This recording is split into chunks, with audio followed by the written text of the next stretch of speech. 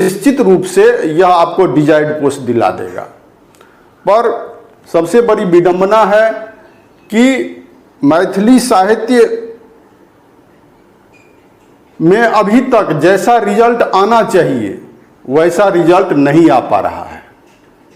इसका सबसे मुख्य कारण ये है कि मैथिली साहित्य में जो वर्तमान में अभी जो भी अपने आप को ब्रांड कहते हैं, उन्होंने केवल इसमें धंधा करने का काम किया। मैं सीधे सीधे कहूं तो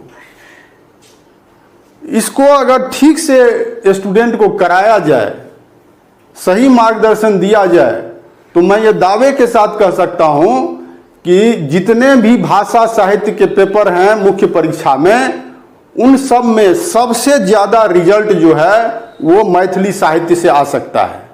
केवल ये कह देने भर से नहीं होगा कि इसका सिलेबस सबसे छोटा है। सिलेबस छोटा होने से क्या होगा? आप छात्रों को क्या दे रहे हैं? छात्रों को आप क्या पढ़ा रहे हैं? केवल अपना बिजनेस चमकाने के लिए।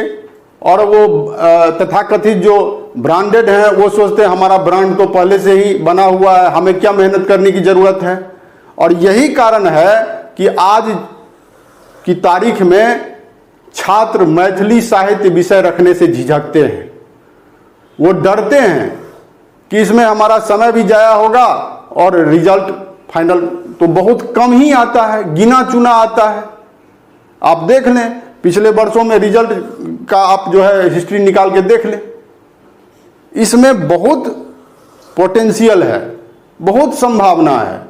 मैथिली साहित्य में अगर ठीक से इसकी तैयारी छात्रों को करवाई जाए, जैसी करवाई जानी चाहिए, तो जैसा मैंने कहा कि जितने भी भाषा साहित्य के पेपर में हैं उनमें सबसे ज्यादा रिजल्ट मैथिली साहित्य से आएगा।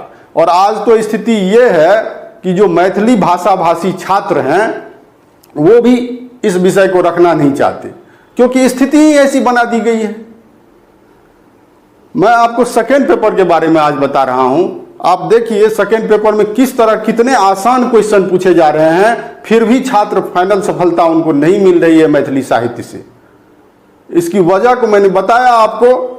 अब आप देखिए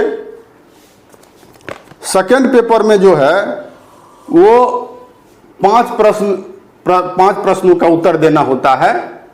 पद्य से जो पहला क्वेश्चन होता है वो स्वप्रसंग व्याख्या का होता है, वो अनिवार्य होता है।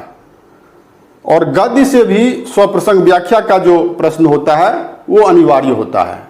टोटल 5 प्रश्नों के उत्तर आपको लिखने होते हैं, जिसमें स्वप्रसंग व्याख्या का जो पोर्शन है वो अनिवार्यतः लिखना ही होता है। और उसके बाद जो प्रश्न हैं उन प्रश्नों में से जो पद्य सेक्शन है उसमें या गद्य सेक्शन, कम से कम एक प्रश्न को आपको हल करना होगा।